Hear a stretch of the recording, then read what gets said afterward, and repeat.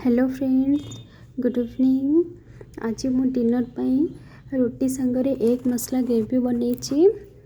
तेबे चलंतु देखिबा या पाई मु कौन कौन सब सामग्री नहीं आउ या को मु केमते प्रस्तुत करिछि।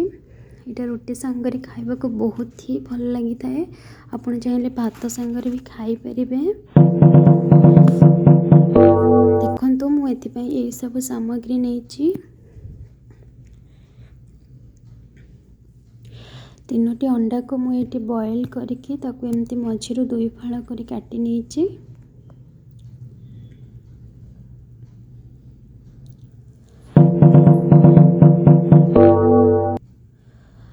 गोटे मीडियम साइज रो पियाज को चॉप कर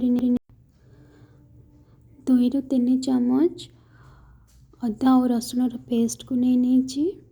गोटे मीडियम साइज रो टमाटो को ग्राइंडिंग कर नहीं। एथिपाई मु अल्प टिके चीनी नहीं। आउ गोटे बड़ इलायची को छेचिकी ताको खंडे नहीं। गोटे छोट ग्रीन इलायची भी नहीं। 2 ରୁ 3 गोलमरीच और 2-3 खंड डालचीनी नहीं। गोटे तेजपत्र को एमती छोट छोट कर नहीं। गोटे कंचा लंका को एमती काटी नहीं छोट छोट खंड करके। आ गोटे धनिया पत्र को काटिकी रखी नहीं। पाउडर मसला रे मु नहीं हलदी गुंड, Kashmiri chilli powder, red chilli powder, chicken masala, धनिया पाउडर आउ जीरा पाउडर। स्वाद अनुसार लुण, तरकारी पे 5 फुटण नहीं, गरम मसला आउ यही तरकारी को बनवाई मु सोरिष तेल नहीं। आपण चाहिए रिफाइन तेल भी नहीं पारे। तेबे मुझे पैन को गरम करी से तेल पकई से सब सुखिला मसला पकेली। तापरे पियाज को ब्राउन हवा पर्यंत आम ए भाजी नबा।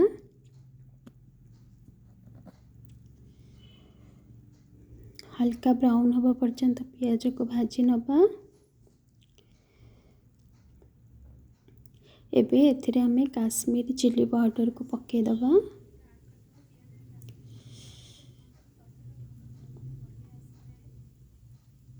एको हल्का टिके भाजी नबा।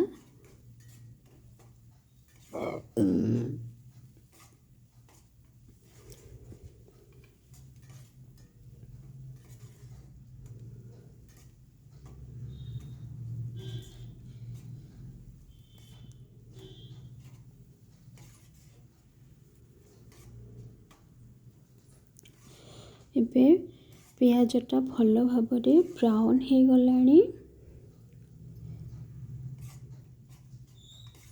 एबे एथिरे आमे अदा रसुण रो पेस्ट को दे दबा।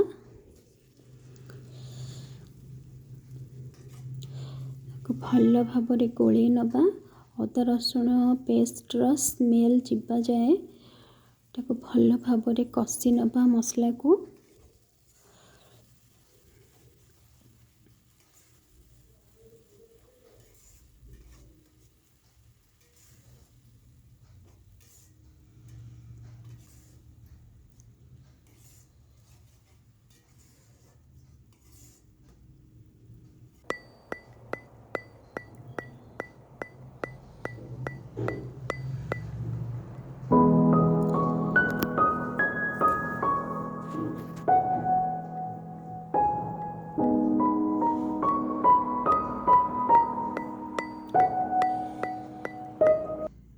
एबे एथिरे आमे ग्राइंडिंग करे रखिथिबा टमाटो पेस्ट को दे दबा।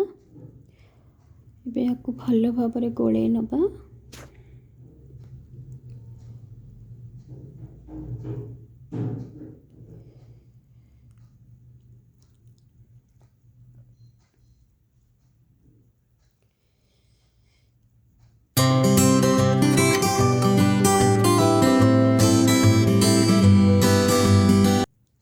किछि समय गोले सारला परे एथिरे आमे टिके लूण दे दबा। लुण देले मसलाटा जल्दी सिझी जाए बा जरी जाए।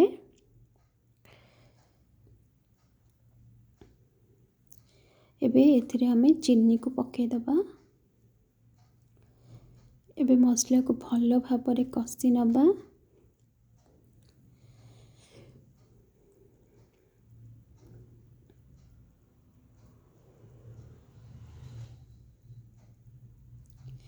एबे काटिकी रखिथिबा कंचा लंका को एथिरे देदबा।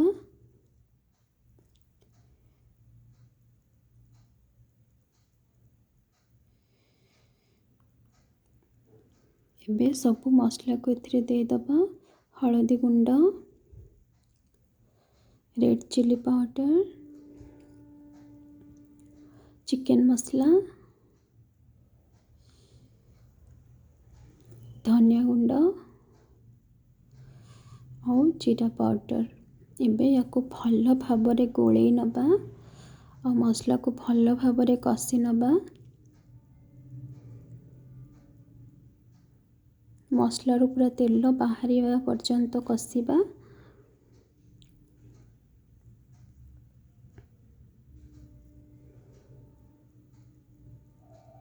और मसला को मझे मझे हल्का हल्का गोलेबा ना मसलाटा लगिज। एथिरे हमें स्वाद अनुसार लुण देदबा।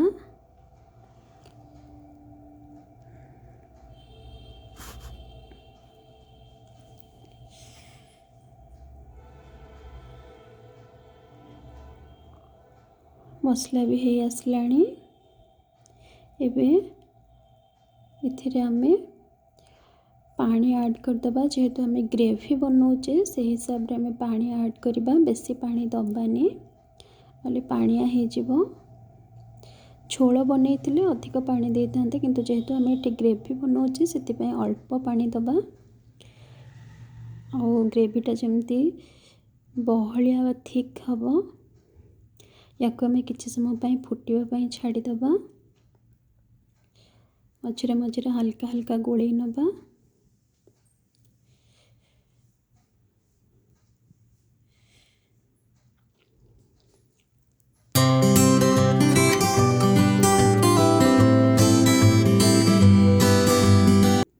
ग्रेवी भी भल भाव फुटी आसलाणी और धीरे धीरे थिक भी हो गलाणी।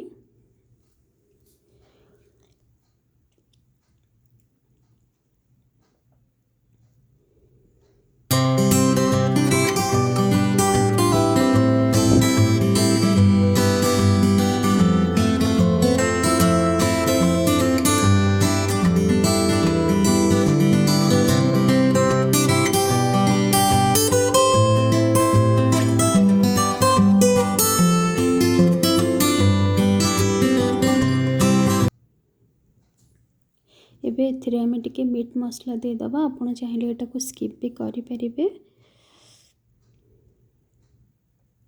तापर हमें बे गरम मसला देदबा।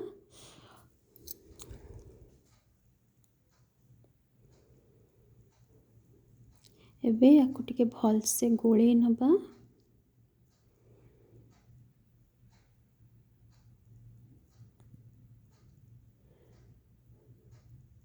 तरकारी ग्रेवी भी पूरा थिक हो गलाणी।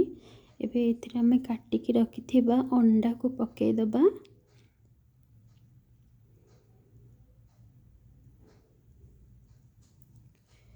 एबे अंडा ऊपर हमें ग्रेवी को भल भाव स्प्रेड करि नबा।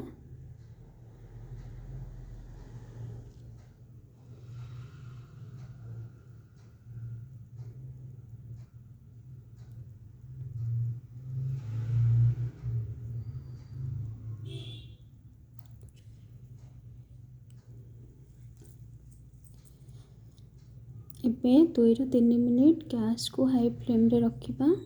टिके फुटिबा को छाड़ी दबा जेमती अंडाटा भल भाव ग्रेवी संगे मिसी जिवो।